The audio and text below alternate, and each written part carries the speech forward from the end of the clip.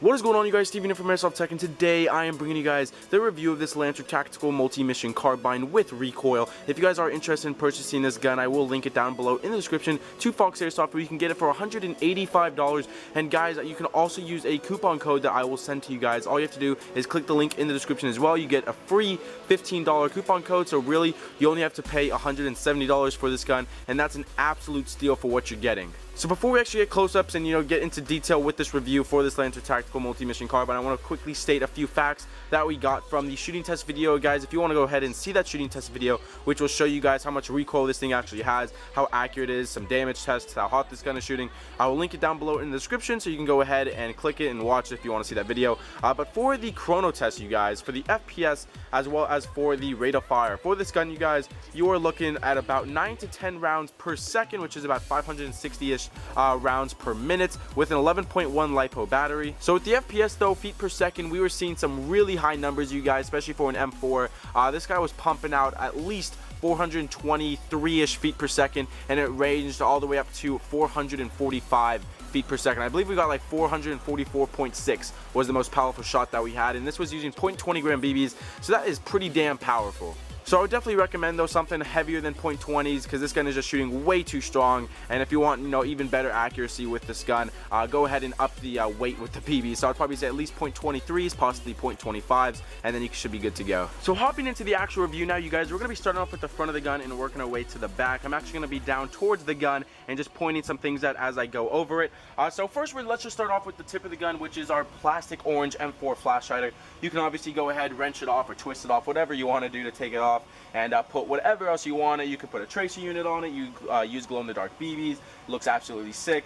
You can get just a normal M4 black metal flash hider to replace the orange one. You can go ahead and put a suppressor on, whatever you want. Can completely customize it, so you can obviously go ahead and take that off. Moving down though, we do have our full metal outer barrel, which is obviously housing our inner barrel. And if you wanted to swap out your inner barrels and get such as a maybe even a Type 4 barrel, you just want to make it more accurate and just upgrade it, you can obviously go ahead and do that as well. If you want to know how to install an inner barrel, I will link a video down in the description of mine, how to correctly install an inner barrel and not break anything. Really easy to do, you guys, very simple upgrade. But moving down, we have our rail system here. And before I actually talk about the rail system, we do have our front flip-up sight right there, and it is made out of polymer as well. The sights are not made out of metal. There's only the screws and bolts are made out of metal, but the actual sight itself is made out of polymer. And if you want to go ahead and push that bad boy back down, there's a little button right there. All you have to do, push it in and flip the sight back down, and that's basically how the rear sight works as well. But yeah, both sights are made out of polymer. But now actually getting into the rail system here, that is completely made out of polymer. Basically everything externally, you guys, is made out of polymer. Internally though, you don't have to worry about that. It's made by Lonex. The internals are absolutely fantastic, so you don't have to worry about them breaking on you anytime soon. So when you hear of polymer, don't think this gun is cheaply made. The polymer feels really good. It's really high quality. It's really thick. It doesn't feel like that cheap type of plastic or that cheap type of polymer that just feels like if you drop it, it can break. This feels really, really solid, you guys. But so anyways though, we do have a long rail segment all the way going back to the stock there. It's going all the way back, so you do have a whole bunch of rail space there to mount whatever you want. You could put a PEC box up here. You can put even a sniper scope, whatever you want to put on it, you guys. You can go ahead and do that because they give you a lot of rail space. However, the only con I would probably say with this rail system here, yes, they do provide another rail segment right here. They also provide the same type of rail segment there on the other side, and they also have a little rail segment on the bottom. However, they do leave spaces here where you can install more rail segments. However, you have to go ahead and purchase those separately. You have to go ahead and find out how to install them on your own, and it could probably be a little bit of a pain, but at least they give you more space to go ahead and do that if you want to do that, so that's nice. But it's kind of hit and miss here, but it's not too bad. But I kind of wish, personally, I would just wish that they would have installed them already on the gun, or at least provided more rail segments to go ahead and install them, so you don't have to purchase them separately and make sure they fit and make sure they match. So just my personal preference, but obviously you guys can have your own opinions. Alright, so now moving on to the middle of the gun, you guys, looking at the upper and lower receivers, as I said, we do have that long rail segment going all the way back to the rear iron sight, and just like the front iron sight, it's just a flip up sight. As you guys can see, it locks into place. and if you want to push back down, you have to push that button there and go ahead and flip the sight back down, and it locks into position. So one thing I would like to mention though that I personally really like, and it's about the design of the gun. I really like these serrations here. It just makes it look a little bit more unique instead of just, you know, just standard upper and lower receivers with really nothing going on. So I really like that design aspect of the upper receiver. But anyways though, moving down, we do have our bolt release right here.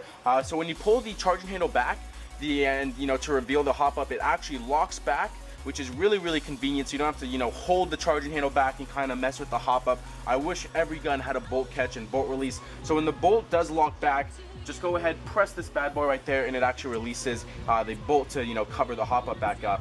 And so moving down though, we do have this little horse right here that says Lonex Technology. Moving down though to the actual magazine here, it actually holds 300 rounds, and it is actually a flash mag. However, I'm going to talk about this more in the next segment of the video, because I'm going to make a whole segment just about the magazine. A really quick segment. I just want to show you guys a close-up and how it actually works, because I have to say, you guys, I actually love this magazine. Moving to the right though, we do have our trigger and trigger guard. The trigger is made out of metal, which is really nice. Again though, as I said, everything is basically made out of polymer, besides, you know, a few parts and pieces and whatnot, such as the other side of the mag release. That little piece right here is made out of metal, just in case you want to know what's metal and what's not. But moving to the fire selector switch, which is made out of polymer, it is not a metal fire selector switch.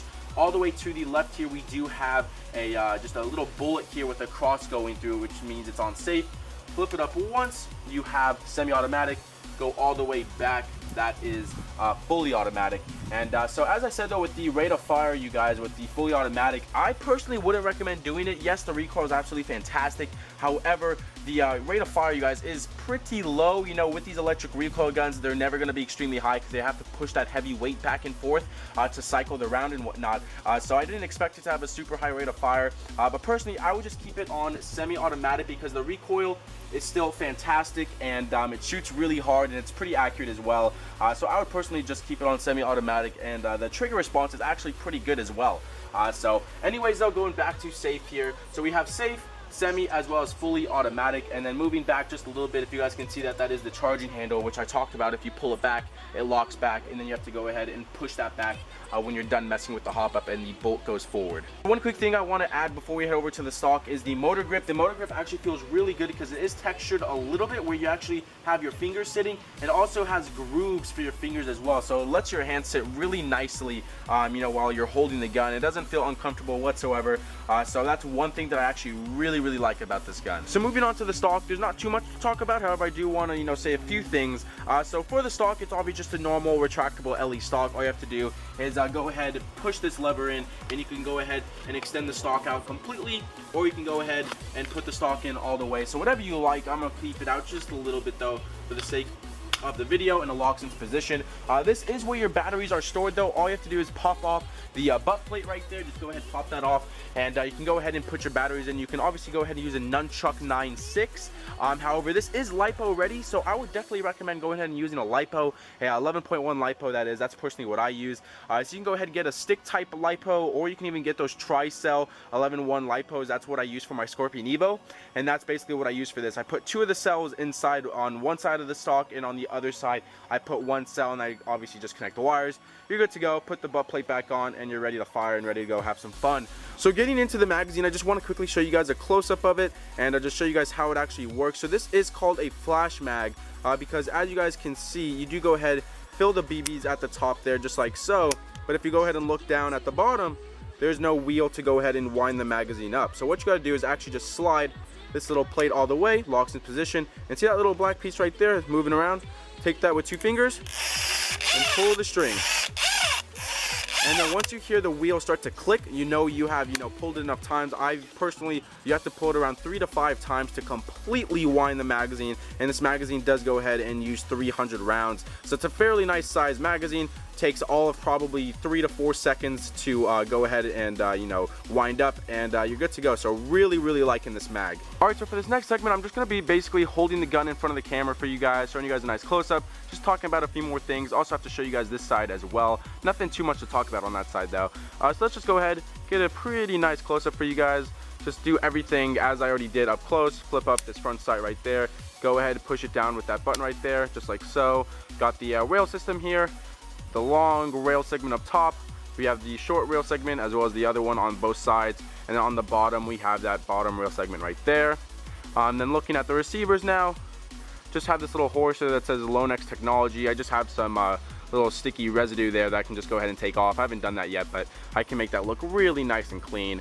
I've just been kind of lazy, so I apologize about that. But anyways, looking at this right here, again, that is the back of the mag release. This is the bolt release, the fire selector switch right there. As you guys can see, that was the bullet with the cross that I was talking about. We have semi as well as fully automatic. And just go ahead, just switch that back over. We have our metal trigger, our trigger guard, our nice motor grip as I was talking about. Also have a little horse right there. If my camera wants to focus, there we go. Very, very nice. And I just went ahead and opened up the dust cover right there. So let me just show you guys real quick. I'm gonna flip the gun over to the other side here, and I'm just gonna show you guys what I mean by the bolt actually locking back. So when you pull the charging handle, it locks back just like so, and it does go ahead and reveal your hop up just like so. And then as I said, you have to push this guy right there, and look what happens. This goes ahead and releases that little bolt right there. So anyways, if you want to go ahead, you can go ahead and push this back on. However, one thing I would like to mention, as you guys can see, it does not close. All right, it actually just closed right there. Now see how it's kind of just doesn't look all that well and doesn't feel that well? Well, that's because sometimes when you shoot the gun, this bolt moves back and forth, and it actually blocks the locking system for the dust cover to stay in place. So you have to like shoot it, and then if you shoot it just correctly, or if the bolt, you know, cycles 100%, then you can go ahead and lock it back in. But sometimes, as I said, as you guys can see too, it just does not lock back because the bolt must have not cycled all the way and is kind of blocking the locking system. But personally, it's not that big of a deal. But anyways, as you guys can see right there, that is the mag release, just like so. And this is the rear flip up sight. Just gotta go ahead and push that up just like so. Very simple. And again, if you want to push back down, just go ahead, push that button in and flip that down. So just like so. This is the other side of the rail system here, the outer barrel again, and then the flash hider. So that's basically it though, you guys. That's basically all there really is to this gun. The internals, again, as I said, are made by Limitless, so the internals are absolutely fantastic, so you don't have to worry about them breaking on you anytime soon. But overall, you guys, I really, really like this gun. Remember, you can get this gun for only $170. Absolutely crazy what type of stuff you can get now for only 170 bucks, especially this gun right here. So anyways, you guys, that's gonna be it for the review. Thank you so much for watching. Remember, link is in the description to Fox Airsoft if you want to get this gun. And remember, go ahead and fill that form for $15 that you can use on this gun if you want. It's free $15. Who doesn't want free money? But as I said, that's gonna be it for this review, you guys. So thank you so much for watching this video. I really, really do appreciate it. But until next time, I'll see you guys later.